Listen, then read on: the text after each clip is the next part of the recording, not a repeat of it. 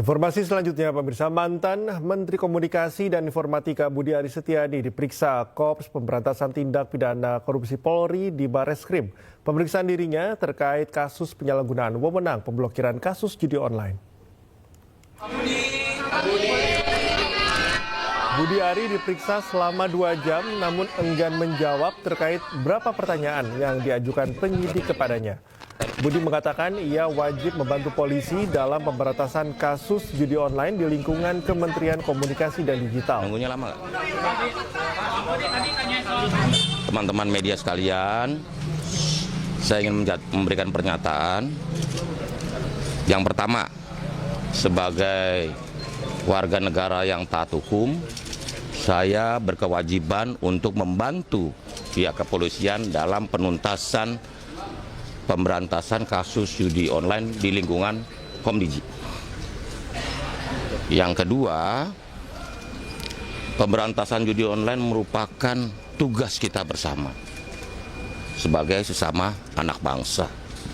Karena itu perlu konsistensi dan keteguhan hati untuk menuntaskan pemberantasan judi online ini, terutama dalam perlindungan terhadap masyarakat. Yang ketiga, mengenai materi dan isi keterangan yang saya berikan hari ini, silakan ditanyakan kepada pihak penyidik yang berwenang. Tapi Pak, sebagai saksi apa pemeriksaannya? Betul, saya memberi keterangan sebagai saksi. Karena itu berhenti memfitnah dan memframing, karena dia akan kebakar sendiri. Ya, sebelumnya polisi menangkap 26 tersangka dalam kasus mafia akses judi online, termasuk 10 oknum pegawai Kementerian Komunikasi dan Digital. Sementara PPATK merilis jumlah perputaran uang judi online di Indonesia mencapai 13,2 triliun rupiah.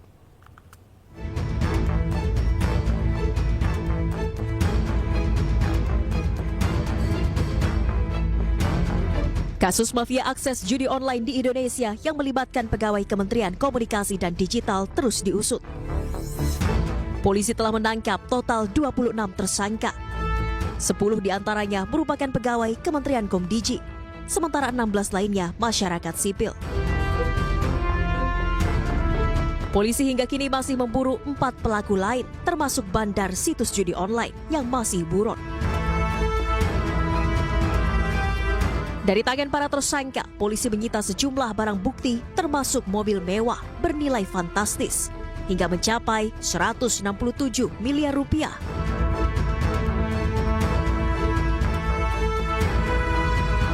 Kasus mafia akses judi online turut menyeret nama ex-Menteri Komunikasi dan Informatika Budi Aris Setiadi. Ia digadang-gadang mengetahui terkait praktik judi online yang dilakukan oknum pegawai kementerian yang pernah dipimpinnya.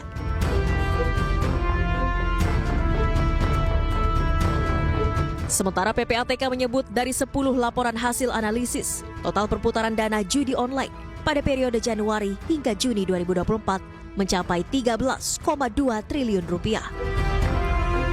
Salah satu penyebab transaksi judi online semakin meningkat lantaran nominal deposito untuk judi online semakin terjangkau bagi masyarakat bawah. Dimulai dari Rp10.000. Dan market juga sangat captive di Indonesia. Jika kita melihat kecenderungan pelaku transaksi itu semakin banyak, masyarakat yang terkait itu sudah semakin banyak, dan transaksinya semakin kecil. Jadi kalau dulu orang melakukan judi online transaksinya angkanya juta-juta, sekarang hanya bisa 10.000, kita sudah bisa melihat ada setoran 10.000 untuk judo dan segala macam. Itulah yang membuat transaksi semakin masif.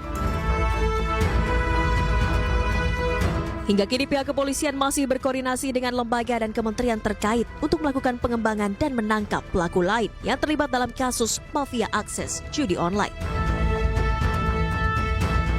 Tim Liputan iNews melaporkan. Kejaksaan Tinggi DKI Jakarta menggeledah kantor Dinas Kebudayaan Provinsi DKI Jakarta terkait dugaan korupsi hingga 150 miliar rupiah. Penjabat Gubernur Jakarta Teguh Setiabudi menghormati langkah yang diambil Kejati Jakarta untuk menangani kasus ini.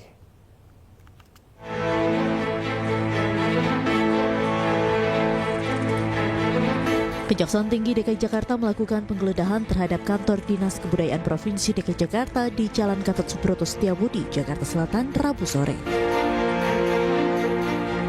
Penggeledahan dilakukan setelah ditemukan adanya dugaan pidana pada penggunaan anggaran tahun 2023. Diduga anggaran yang mencapai 150 miliar rupiah telah diselewengkan dengan cara membuat kegiatan-kegiatan fiktif. Dalam penggeledahan ini, petugas menyita beberapa perangkat elektronik, dokumen, dan juga uang sebesar 1 miliar rupiah. Hari ini yang dilakukan oleh tim khusus Kejati DKI ini dilakukan di 5 titik. 5 titik ini ada di kantor Dinas Kebudayaan sendiri, terus juga ada beberapa kantor rekanan dan rumah-rumah saksi yang berhubungan dengan tindak pidana dimaksud. Sementara itu, penjabat Gubernur Jakarta, Teguh Setiabudi, membenarkan adanya penggeledahan di kantor Dinas Kebudayaan DKI Jakarta oleh Kejaksaan Tinggi terkait dugaan korupsi senilai 150 miliar rupiah. Teguh menghormati langkah yang diambil Kejati Jakarta untuk tangani kasus ini. Memang saya menginstruksikan kepada Inspektorat selaku aktif untuk menangani, kemudian juga untuk melakukan investigasi dan pendalaman. Dan memang ditemukan dengan atas kerugian negara yang nilainya masih sedang dalam perhitungan. Nanti tanya ke Pak Inspektor. Sebelumnya penggeledahan dilakukan di ruang Kepala Dinas Kebudayaan DKI Jakarta dan ruang Kepala Bidang Pemanfaatan Kebudayaan. Dari Jakarta, tim liputan iNews melaporkan.